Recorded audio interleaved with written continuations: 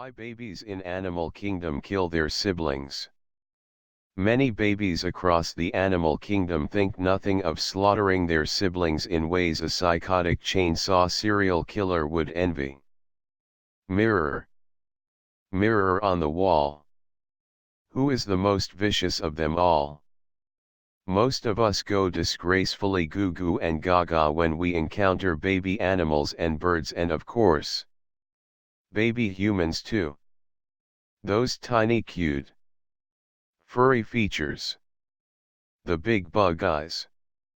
That hilarious waddle waddle or drunken stagger. Irresistible, right? Brace for crash landing.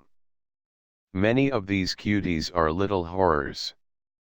Many babies across the animal kingdom think nothing of slaughtering their siblings in ways a psychotic chainsaw serial killer would envy.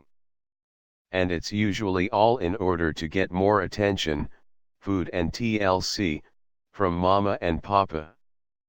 Who, alas, in many cases shamelessly aid and abet the carnage. Deep underwater. The notorious baby sand tiger shark, however, doesn't present such moral dilemmas to its mama, the egg to hatch first and grow to a certain size. Still unborn, is armed and dangerous, and will eat every other developing embryo in its mother's womb in a gruesome version of the Hunger Games. The baby just burped. Birds are also notorious for this.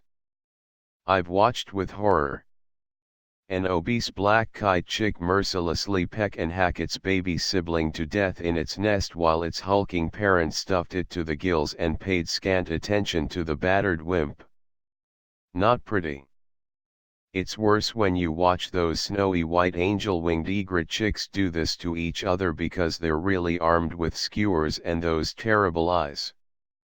Some babies are slaughtered in the nest. Some are pushed out and some starve to death simply because they don't yell loud enough at feeding time. Charming. It's usually the firstborn that goes in for this sort of bullying. Ah. You may think, why have 2 or more babies if this sort of carnage is going to take place at home?